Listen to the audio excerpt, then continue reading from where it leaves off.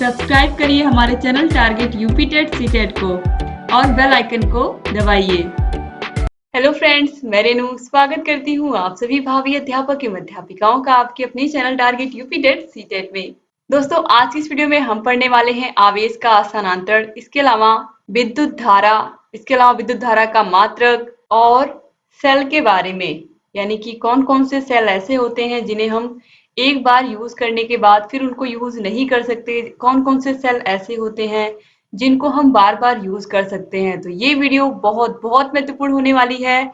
और दोस्तों, ऑलरेडी मैंने आपको बताया है कि आप लोगों का पर्यावरण वाला चैप्टर मैंने पढ़ा दिया है। इसके अलावा जो आपका बायो वाला पार्ट है जिसमें रक्त के बारे में और रक्त से होने वाले रोग के बारे में, ब्लड के बारे में पूरा था, वो मैंने पढ़ा के खत्म कर दिया है। और आपका अब फिजिक्स वाला पार्ट चल रहा है। फिजिक्स वाले पार्ट में आप लोगों को ऑलरेडी एक वीडियो मिल चुकी है, ये दूसरी वीडियो है। और दोस्तों, इस तरीके से आपका फिजिक्स यानी कि भौतिक विज्ञान वाला पार्ट भी कंप्लीट कर दूंगी मैं, और फिर उसके बाद केवल रसायन विज्ञान यानी कि केमिस्ट्री वाला पार्ट रह जाएगा। तो इस तरीके से आसानी से आपका अब ये पूरा साइंस सब्जेक्ट भी खत्म होने वाला है, कुछ ही वीडियोज में ये भी खत्म हो जाएगा। तो आप लोग सभी वीडियोज को ध्यान से देखते रहिए और पढ़ते रहिए। अब चलिए देखते हैं आवेश का स्थानांतरण यानी कि ट्रांसफर ऑफ चार्ज। तो आवेश मैंने आपको ऑलरेडी पिछली वीडियो में बताया था कि जो आवेश होता है वह कैसे बनता है, इलेक्ट्रॉनों से बनता है, और इलेक्ट्रॉन ही एक स्थान से दूसरे स्थान पर जाते हैं और इन्हीं के माध्यम से आवेशों का स्थानांतरण होता है। दोस्तों, अब यहाँ पर देखिए, आवेश का स्थानांतरण जब एक वस्तु से दूसरी वस्तु में किया जाता है तो यह इलेक्ट्रॉन के पूर्ण गुणन के रूप में होता है, अर्थात स्थानांतरित आवेश को इलेक्ट्रॉन के पूर्ण गुणज के रूप में लिखा जाता है। जैसे कि अगर किसी एक पदार्थ में से इलेक्ट्रॉन निकलेगा और दूसरे पदार्थ में जाएगा तो ये क्या करेगा, इसको माइनस बना देगा ना, क्योंकि यहाँ से इलेक्ट्रॉन तो इसमें चला आया तो ये धनावेशित हो गया जिसमें से आया, और ये जहां गया उसको इसने ऋणावेशित कर दिया। तो जितना आवेश यहाँ से जाएगा उतना ही तो यहाँ पर बढ़ेगा। अगर एक इलेक्ट्रॉन यहाँ से गया है तो एक ही इलेक्ट्रॉन यहाँ पर एक माइनस होगा, और जब दो इलेक्ट्रॉन यहाँ से जाएंगे इस धातु में से तो यहाँ पर दो इलेक्ट्रॉन इस तरीके से लिखा जाएगा।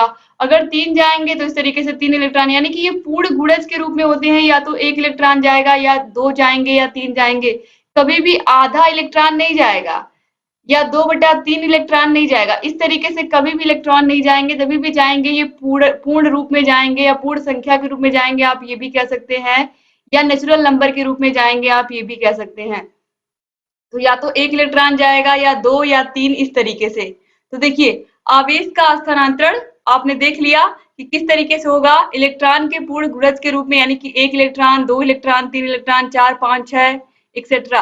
तो इस तरीके से इनको लिखा जाएगा। अब देखिए, जब कांच की छड़ को रेशम के कपड़े से रगड़ा जाता है तो कांच की छड़ से इलेक्ट्रॉन रेशम के कपड़े पर स्थानांतरित हो जाते हैं। यहाँ स्थानांतरित इलेक्ट्रॉन पूर्ण संख्या के रूप में होते हैं तथा न्यूनतम स्थानांतरण एक इलेक्ट्रॉन का होता है। इस गुणज को ही हम क्या कहते हैं, आवेश का क्वांटीकरण नियम कहते हैं। यानी कि आवेश अगर जाएगा तो पूर्ण गुणज के रूप में या पूर्ण रूप में जाएगा, या ये कहें कि नेचुरल नंबर के रूप में जाएगा, या 1, 2, 3 इलेक्ट्रॉन, इस तरीके से 1 इलेक्ट्रॉन, 2 इलेक्ट्रॉन, 3 इलेक्ट्रॉन, 4 इलेक्ट्रॉन, इस तरीके से जाएगा। कभी भी आधा इलेक्ट्रॉन में नहीं, इस तरीके से नहीं जाएगा। तो याद रखिएगा आप लोग। अब इसके बाद दोस्तों, यहाँ पर देखिए विद्युत धारा को हम आई से डिनोट करते हैं। आई यानी कि विद्युत धारा, करंट, इलेक्ट्रिक करंट हम सभी के घरों में आता है, हम सभी को पता है इसके बारे में। और इलेक्ट्रिक करंट यानी कि विद्युत धारा का जो मात्रक होता है वो होता है एम्पियर। क्या होता है? एम्पियर होता है, याद रखिएगा। तो देखिए, यदि किसी मुक्त इलेक्ट्रॉन पर कोई बल किसी निश्चित दिशा में लगे तो अनियमित गति के साथ साथ इलेक्ट्रॉन बल की दिशा में बढ़ता जाता है, अर्थात बल की दिशा में इलेक्ट्रॉन का स्थानांतरण होता है। इस प्रकार धातु खंड के सभी मुक्त इलेक्ट्रॉनों पर निश्चित दिशा में बल लगने पर वे सामूहिक रूप से बल की दिशा में स्थानांतरित हो जाते हैं।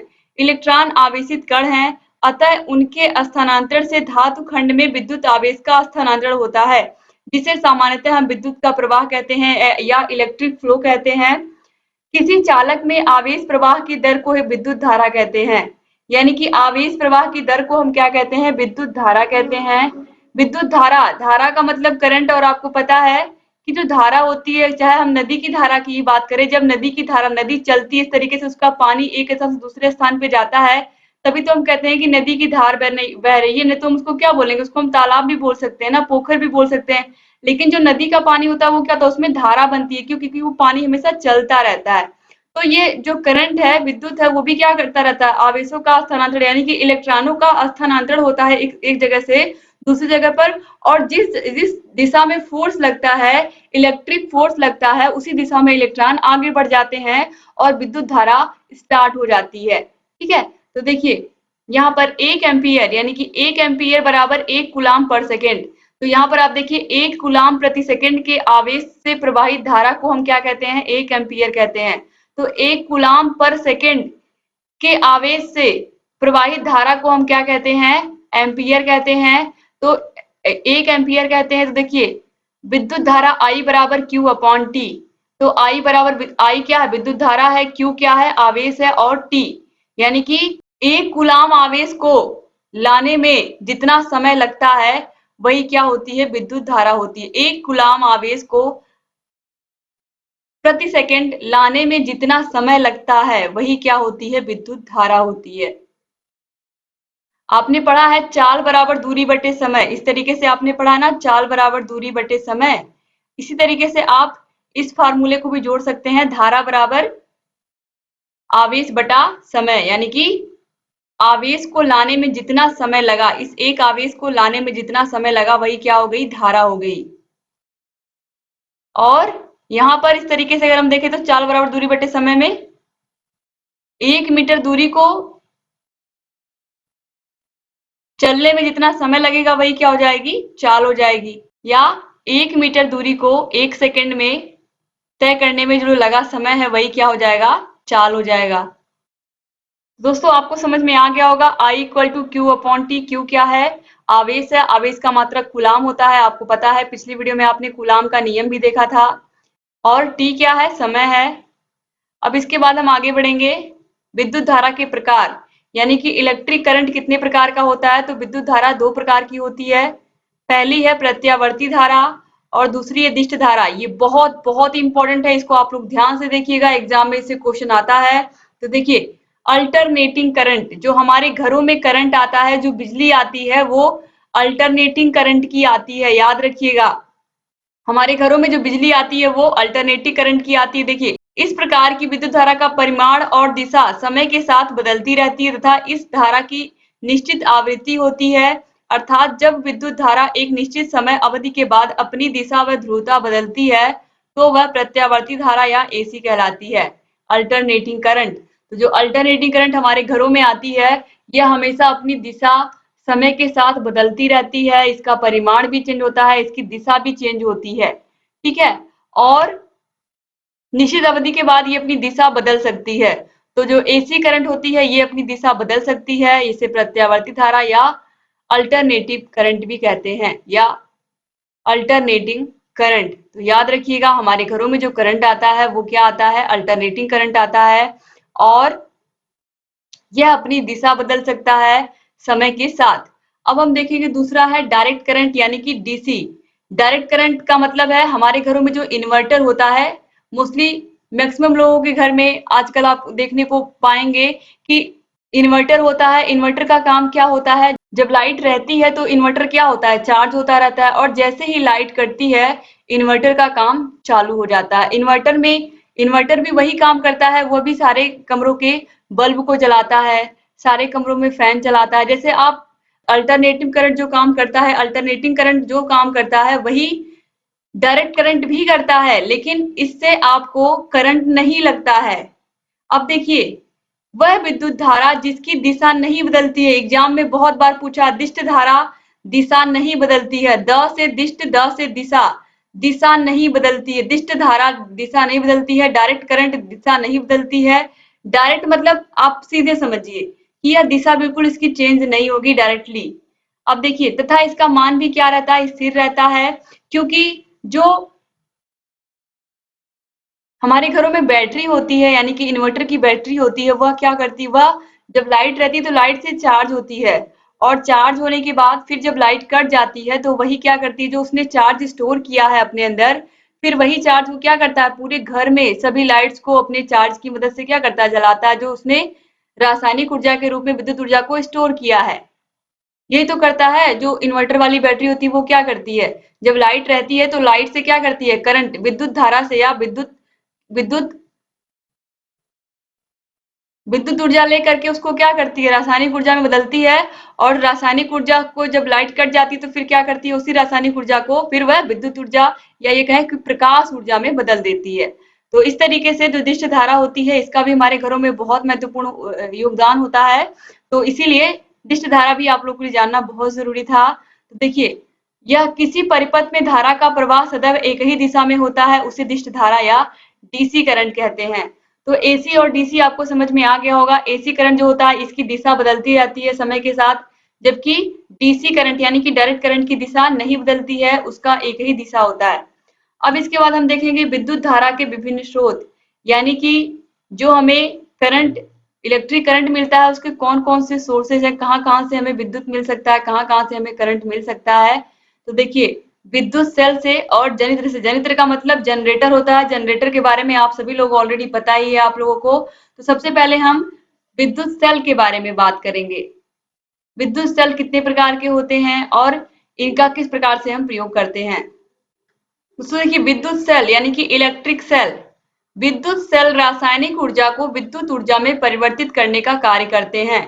विद्युत सेल में विभिन्न रासायनिक क्रियाओं द्वारा पदार्थों की रासायनिक ऊर्जा का रूपांतरण विद्युत ऊर्जा में होता है। कुछ पदार्थों जैसे कि पोटेशियम, जस्ता आदि के पृष्ठ पर प्रकाश तथा परावैंगनी विकिरण यानी कि अल्ट्रावायलेट रेज आदि के पड़ने से इलेक्ट्रॉन मुक्त होकर धातु के पृष्ठ से निकलते हैं तो विद्युत ऊर्जा उत्पन्न करते हैं। अब देखिए, इस प्रकार से विद्युत वाहक बल उत्पन्न करने वाली युक्तियों को प्रकाश विद्युत सेल या फोटो इलेक्ट्रिक सेल कहा जाता है। विकिरण ऊर्जा का रूपांतरण विद्युत ऊर्जा में होता है। अंतरिक्ष यानों में, कृत्रिम उपग्रह आदि में प्रयुक्त सौर बैटरी यानी कि सोलर बैटरी से इसी प्रकार की विद्युत ऊर्जा प्राप्त होती है। सेल के अंदर दिखाई देने वाला काले रंग का चूर्ण मैग्नीज डाइऑक्साइड MnO2 और कार्बन के चूर्ण का मिश्रण होता है। इसी प्रकार से इसमें सफेद रंग का चूर्ण अमोनियम क्लोराइड होता है। तो जो आप सेल में देखते हो ब्लैक कलर का चूर्ण होता है, उसमें कार्बन का मिश्रण होता है, मैग्नीज डाइऑक्साइड का मिश्रण होता है और अमोनियम क्लोराइड NH4Cl होता है। अब सेल के ऊपर के खुले हुए भाग को पिच से बंद कर दिया जाता है। इसमें कार्बन की छड़ के ऊपर लगी हुई पीतल की टोपी धनात्मक ध्रुव और जस्ते से बनी हुई सेल की पेंदी को ऋणात्मक ध्रुव कहते हैं। दोस्तों अब इसके बारे में आप समझिए, यहाँ पर इतनी बातें मैंने आपको बताई। दोस्तों यहाँ पर सेल की बात अगर हो रही है तो सेल से मतलब हम क्या समझेंगे। सबसे सिंपल, हमारे घरों में टीवी रिमोट होता है। टीवी रिमोट में आपको पता है सेल लगते हैं, जो छोटे वाले सेल होते हैं उन्हीं की बात मैं करती हूँ। मोस्टली आजकल सारी चीजें तो इलेक्ट्रिक से ही चलने लगी हैं, तो चाहे टीवी का रिमोट हो, एसी का रिमोट हो, इसके अलावा जो बच्चों की छोटे कार होते हैं या ऐसी जिनके घरों में बच्चे हैं उनको पता होगा कि बहुत सारे खिलौने ऐसे होते हैं जिनमें सेल की आवश्यकता होती है। जैसे रिमोट वाली कार हुई, तो उसमें जो सेल प्रयोग होता है उसी सेल की बात हो रही है, उसी सेल की बात हो रही है दोस्तों। और उसी में कार्बन की एक छड़ लगी होती है अंदर।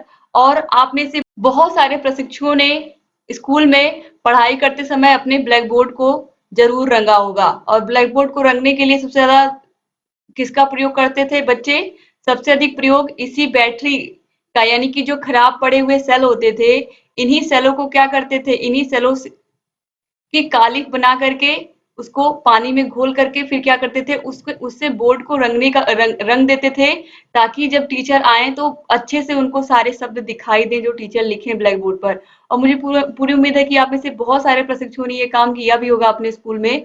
तो बच्चे, इससे क्या होता था, जब उस ब्लैक बोर्ड को रंगने से उस पर चौक अच्छे से चलता था और जो टीचर लिखते थे वो स्पष्ट रूप से दिखाई देता था। तो मैं उसी सेल की बात कर रही हूँ जो अभी आप लोगों ने देखा कि इस पर आप देखते हो ऊपर एक पीतल की टोपी लगी होती है, पीतल की। और ये जो पीतल की टोपी होती है इस सेल पर, इस तरीके का सेल होता है। और यहाँ पर नीचे आप देखोगे जस्ते की पेंदी होती है, आप देखोगे। और यहाँ ऊपर एक पीतल की ढक्कन लगी होती है, छोटी सी टोपी लगी होती है। तो यह टोपी जो होती है यह पीतल की होती है, नीचे जस्ता लगा होता है और बीच में एक रॉड होती है कार्बन की, कार्बन की रॉड लगी होती है। तो इस तरीके से दोस्तों, अभी इसके बारे में मैं डिटेल से आपको बताऊंगी तो आपको समझ में आ गया होगा, आइडिया आपको मिल गया होगा कि बहुत बहुत अलग प्रकार के सेल की बात मैं नहीं कर रही हूँ, उन्हीं सेलों की बात मैं कर रही हूँ जिनको आप आम जीवन में प्रयोग करते हैं। तो देखिए, ये जो सेल होते हैं ये अभी दो प्रकार के होते हैं। तो विद्युत सेल यानी कि इलेक्ट्रिक सेल जो होते हैं ये भी दो प्रकार के होते हैं, एक प्राथमिक और दूसरा द्वितीयक। तो सबसे पहले हम प्राथमिक सेल के बारे में बात करेंगे, यानी कि प्राइमरी सेल के बारे में बात करेंगे। तो प्राइमरी सेल में हम देखेंगे, सबसे पहले यहाँ पर आप देखिए प्राथमिक सेल या प्राइमरी सेल, तो ऐसे सेल जिनको एक बार ही प्रयोग में लाया जा सके और पुनः चार्ज नहीं किया जा सके, ऐसे सेल प्राथमिक सेल कहलाते हैं। प्राथमिक सेल में होने वाली क्रियाएं अनुत्क्रमणीय होती हैं, जैसे कि शुष्क सेल, लेक्लांसे सेल और वोल्टीय सेल। एग्जाम में पूछेगा कि प्राथमिक सेल कौन कौन से सेलों को कहते हैं, बहुत बार पूछा गया है। तो प्राथमिक सेल में शुष्क सेल आएगा, जिस सेल का आप लोग बहुत बहुत अधिक प्रयोग करते हैं।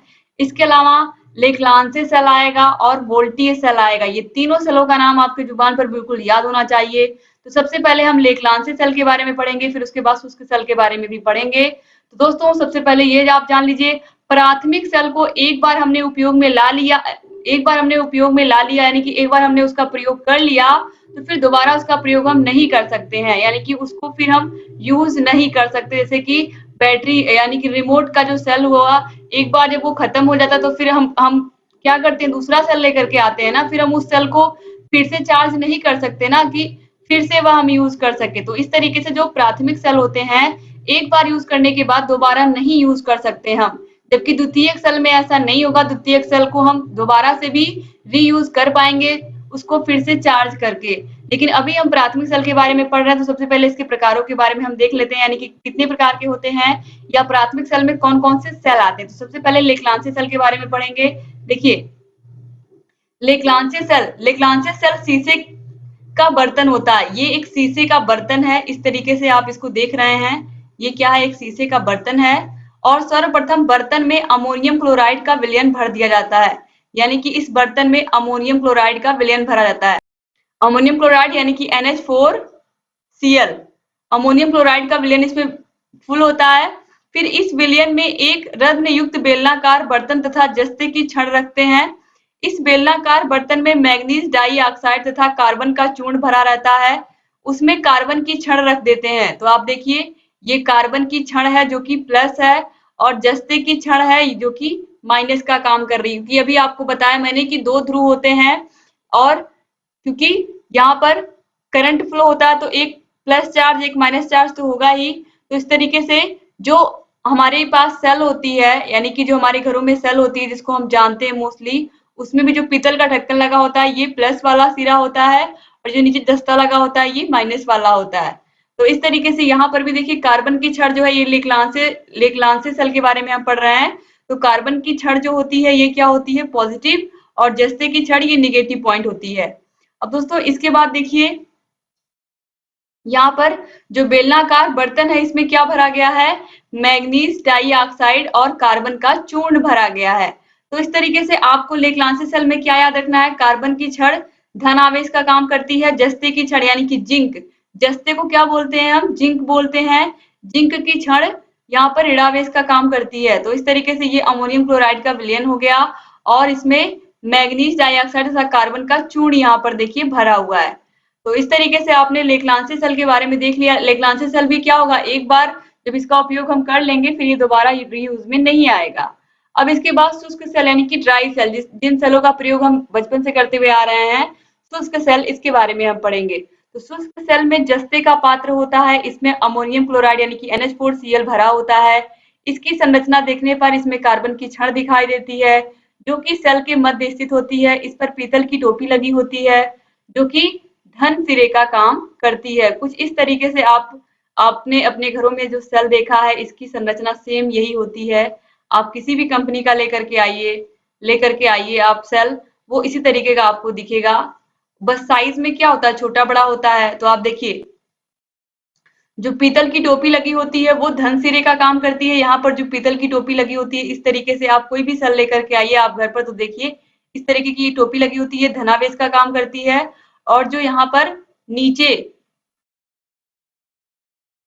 जस्ते का पात्र होता है ये ऋण आवेश का कार्य करता है। यहाँ पर भी लगा होता है जस्ता, ये ऋण आवेश का काम करता है, ये ऋण आवेश का काम करता है। इसके बाद देखिए, रासायनिक अभिक्रिया के कारण इसमें विद्युत धारा प्रवाहित होती है। इस सेल का उपयोग टॉर्च में, रेडियो में, विद्युत घंटी में, दीवार घड़ी में, रिमोट में आदि में किया जाता है। तो ये शुष्क सेल आपको अच्छे से समझ में आया होगा कि जो शुष्क सेल होता है इसमें आपने देखा कि यहाँ पर कार्बन की छड़ होती है बीच में, बिल्कुल बीच में, ऊपर यहाँ पीतल की टोपी होती है और यहाँ नीचे जस्ता होता है या जस्ते का ये पूरा पात्र ही होता है, ये जो पूरा बंद होता है जिससे। और इसके बाद देखिए यहाँ पर वृद्धि के लिए, यानी कि अगर ये थोड़ा सा फूले भी ये सेल, तो उसके लिए जगह हो अंदर, प्लास्टिक की सील लगी होती है अंदर और रासायनिक मिश्रण भरा होता है। क्योंकि आप जब कभी भी आपने अगर सेल को खोला होगा तो आप देखेंगे कि बीच में एक रॉड आपको मिलेगा और ये पूरा ब्लैक ब्लैक आपको देखने को मिलेगा। तो इस तरीके से आप इसका चित्र बनाने का भी प्रैक्टिस कर सकते हैं, कभी कभी एग्जाम में पूछ लेता है। अब इसके बाद देखिए द्वितीयक सेल के बारे में हम बात करेंगे। प्राथमिक सेल में हमने क्या सीखा? प्राथमिक सेल में हमने ये सीखा कि टीवी का रिमोट, इसके अलावा एसी का रिमोट, बच्चों की रिमोट वाली कार जिसमें सेल लगे होते हैं, इन सभी सेलों को या लेक्लांसे सेल को हम एक बार यूज करके फिर क्या करते हैं, उसका दोबारा यूज नहीं कर सकते हैं, वो किसी काम के नहीं रह जाते हैं। लेकिन अब जब हम सेकेंडरी सेल पढ़ेंगे, द्वितीयक सेल, इसमें देखिए बहुत अच्छी चीज है कि इसमें हम ऐसे सेल जिनको बार बार उपयोग में लाया जा सकता है तथा चार्ज किए जा सकते हैं, उन्हें हम क्या कहते हैं? द्वितीयक सेल कहते हैं। जैसे कि सीसा संचायक सेल, क्षारीय संचायक सेल। तो द्वितीयक सेल के अंतर्गत कौन आता है? सीसा संचायक सेल। एग्जाम में पूछेगा, एग्जाम में किस तरीके से पूछेगा मैं आपको बता दे रही हूँ कि ऐसे कौन से सेल हैं जिन्हें हम पुनः उपयोग में ला सकते हैं। तो पुनः उपयोग में हम किसको ला सकते हैं? सीसा संचायक सेल को फिर से हम रिचार्ज करके दोबारा हम इसको यूज कर सकते हैं और क्षारीय संचायक सेल को भी दोबारा हम इसको चार्ज करके यूज कर सकते हैं। यानी कि ये चार्ज होंगे, डिस्चार्ज होंगे, फिर चार्ज हो जाएंगे। तो इस तरीके से द्वितीयक सेल क्या होते हैं? ये लंबे समय तक चलते हैं, जबकि जो प्राथमिक सेल है एक बार उपयोग होने के बाद फिर किसी काम के नहीं होते। और प्राथमिक सेल में हमने शुष्क सेल के बारे में पढ़ा, लेक्लांसी सेल के बारे में पढ़ा। और अब हम दोस्तों यहाँ पर देखेंगे कि जो ऐसे सेल, आप देखिए ऐसे सेल भी हमारे दैनिक जीवन में ही उपयोग में आते हैं। द्वितीयक सेल भी बस में, ट्रक में, कार में, मोटरसाइकिल में, सभी में द्वितीयक सेल ही लगा होता है। हमारी बाइक में भी आप देखिए, बाइक को भी स्टार्ट करने के लिए बैटरी की जरूरत पड़ती है। तो बैटरी अपने आप चार्ज होती है, फिर डिस्चार्ज भी होती है। तो चलिए देखते हैं, ऐसे सेल जिनको बार बार उपयोग में लाया जा सकता है तथा चार्ज किए जा सके, उन्हें हम द्वितीयक सेल कहते हैं। द्वितीयक सेल में होने वाली क्रियाएं उत्क्रमणीय होती हैं। उत्क्रमणीय का मतलब है कि एक बार चार्ज हुआ, फिर डिस्चार्ज हुआ, फिर वो चार्ज हो जाएगा। जबकि प्राथमिक सेल में क्या हमने पढ़ा था कि उसमें जो होने वाली क्रियाएं है वो क्या है? अनुत्क्रमणीय है, यानी कि फिर से वापस नहीं वो क्रिया हो सकती। अगर एक बार सेल खत्म हो गया तो फिर हमें दूसरा सेल ही लाना पड़ेगा मार्केट से, हम उसी सेल को वापस चार्ज नहीं कर पाएंगे। तो देखिए, जैसे कि मोटर कार, ट्रकों, ट्रैक्टरों आदि के इंजनों को स्टार्ट करने के लिए प्रयुक्त बैटरियां, इमरजेंसी लाइट में प्रयुक्त बैटरी आदि द्वितीयक सेल के उदाहरण है। तो द्वितीयक सेल में आपने देखा कि जितनी भी मोटर कार, जितनी भी गाड़ियां हम देखते हैं सड़क पर, सब में क्या होता है? इंजनों को स्टार्ट करने के लिए जो बैटरी होती है वह द्वितीयक बैटरी या द्वितीयक सेल ही कहलाती है। अब देखिए द्वितीयक सेल के एग्जाम्पल में सीसा संचायक सेल दिया हुआ है, तो हम देखेंगे सीसा संचायक सेल क्या है। सीसा संचायक सेल के निरावेशित हो जाने के पश्चात उसे पुनः आवेशित करके प्रयोग में लाया जाता है। यह सेल विद्युत ऊर्जा को रासायनिक ऊर्जा में संचित करता है। तो हमारे घरों में जो इन्वर्टर वाली बैटरी होती है ना, आप जिसको देखते हैं, वही है सीसा संचायक सेल। तो जहां पर आपको सीसा संचायक सेल दिखेगा, यह लेड स्टोरेज सेल होती है, लेड। तो याद रखिएगा, लेड स्टोरेज सेल इसको कहते हैं हम, जो हमारे घरों में इन्वर्टर होता है। और यह सिर्फ और सिर्फ इन्वर्टर की बात नहीं हो रही है, बस में, कार में, जीप में, इन्वर्टर, स्कूटर, जितनी भी गाड़ियां हम देखते हैं सड़क पर चलती हुई, इन सभी में कौन सा सेल होता है? लेड स्टोरेज सेल होता है। तो जो घरों में हम यूज करते हैं वो हमने देखा, वो क्या होते हैं? प्राथमिक सेल। और जो बाहर हम देखते हैं वो क्या हो गए? प्राथमिक सेल। लेकिन इसके अलावा आप इन्वर्टर देख सकते हैं, आप इस तरीके से कंपेयर नहीं कर सकते हैं क्योंकि इन्वर्टर छूट जाएगा। तो हमारे दिमाग में हमें यही होना चाहिए कि जो सीसा संचायक सेल है, लेड स्टोरेज सेल है, उसमें इन्वर्टर आता है। तो इन्वर्टर की बात होगी तो हमें क्या याद आना चाहिए? हमारे घरों में जैसे इन्वर्टर को हम देखेंगे तुरंत हमारे दिमाग में आना चाहिए कि यह क्या है? द्वितीयक सेल है, यानी कि सेकेंडरी सेल है, जिसे हम एक बार चार्ज करते हैं, फिर डिस्चार्ज करते हैं, फिर उसको हम चार्ज कर लेते हैं आसानी से। यानी कि एक बार निरावेशित होने के बाद इसे हम पुनः आवेशित कर सकते हैं। तो यह हो गया सीसा संचायक सेल। और इस तरीके से इन्वर्टर को छोड़ करके बाकी जितनी चीजें आप देख रही हैं, इनका प्रयोग हम सड़कों पर ही करते हैं। तो इस तरीके से इन्वर्टर याद रखिएगा, इन्वर्टर क्या है, द्वितीयक सेल, और जो रिमोट हम यूज करते हैं वो प्राथमिक सेल। तो इस तरीके से भी आप याद रख सकते हैं। अब यहाँ पर आप देखिए इस तरीके से ये डाइल्यूट SO2 का यहाँ पर मिश्रण है इसमें। और यहाँ पर आप देखिए कैथोड, एनोड और लेड डाइऑक्साइड। और ये आपको लेड अभी मैंने आपको बताया, यहाँ पर आपने देखा ही। तो इस तरीके से जो आपके घरों में बैटरी होती है, इसी तरीके के उसमें कैबिन बने होते हैं, आपने देखा होगा। अगर बैटरी को खुला हुआ तो इस तरीके से उसमें कैबिन बने होते हैं बैटरी में। तो कोई अलग चीज आप नहीं पढ़ रहे हो, वही सारी चीजें हैं जो आप अपने घरों में देख रहे हो। तो इस तरीके से ये हो गया आपका सीसा संचायक सेल, लेड स्टोरेज सेल। तो यहाँ पर आप लोगों ने देख लिया सीसा संचायक सेल। अब इसके बाद सौर सेल के बारे में हम देखेंगे। जो सूर्य के प्रकाश को विद्युत ऊर्जा में परिवर्तित करता है उसे सौर सेल कहते हैं। सौर सेल में सिलिकॉन का उपयोग किया जाता है। जो बड़े बड़े आप देखते हो सोलर पैनल लगे होते हैं, इसमें सिलिकॉन का प्रयोग किया जाता है। और इससे हमें क्या मिलता है, इससे भी हमें प्रकाश ऊर्जा मिलती है। और इसका उपयोग भी हम खाना बनाने में, लाइट जलाने में, फैन चलाने में करते हैं। सूर्य की ऊर्जा को ही हम क्या कहते हैं, सौर ऊर्जा कहते हैं। इसके बाद देखिए विद्युत यंत्र कौन कौन से होते हैं, धारा मापी, अमीटर और वोल्ट मीटर। इसके बारे में भी हम पढ़ लेते हैं जल्दी से। और दोस्तों यहाँ पर आप देखिए धारा मापी या गैल्वेनोमीटर क्या होता है। किसी विद्युत परिपथ में अल्प विद्युत धारा के मापन के लिए जिस युक्ति का प्रयोग किया जाता है उसे हम धारा मापी या गैल्वेनोमीटर कहते हैं। यानी कि अल्प विद्युत धारा के मापन के लिए हम धारा मापी या गैल्वेनोमीटर का प्रयोग करते हैं। अब इसके बाद देखिए अमीटर क्या होता है। अमीटर अमीटर का उपयोग विद्युत धारा को मापने के लिए किया जाता है। अमीटर इसे इस तरीके से हम व्यक्त करते हैं। यानी कि यहाँ पर आप देखिए ए लिख करके और इस तरीके से एक निशान बना होता है। तो विद्युत धारा को मापने के लिए हम अमीटर का प्रयोग करते हैं। और वोल्ट मीटर विद्युत परिपथ में दो बिंदुओं के बीच धारा प्रवाह के दौरान उनके बीच वोल्टेज मापने के लिए हम वोल्ट मीटर का प्रयोग करते हैं। अब इसके बाद है रेजिस्टेंस। तो वोल्ट मीटर यानी कि जो हम गैल्वेनोमीटर का प्रयोग करते हैं उसमें क्या होता है, धारा मापी या गैल्वेनोमीटर क्या करता है, यह अल्प विद्युत धारा को मापने के काम में आता है, बहुत थोड़ी। और अमीटर विद्युत धारा को मापने के लिए ही प्रयोग किया जाता है, लेकिन अल्प नहीं, अगर ज्यादा भी होगा तो भी यह माप देगा।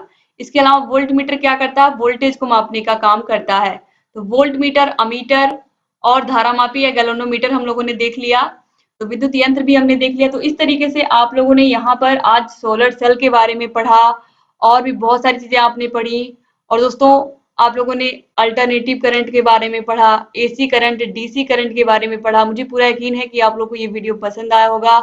अगर ये वीडियो अच्छा लगा है तो प्लीज इस वीडियो को लाइक करके जाइएगा और अपने अच्छे अच्छे प्यारे प्यारे कमेंट्स आप जरूर छोड़ के जाइएगा। और आपको जहाँ कहीं कोई भी समस्या आ रही है आप हमसे बताते रहिए।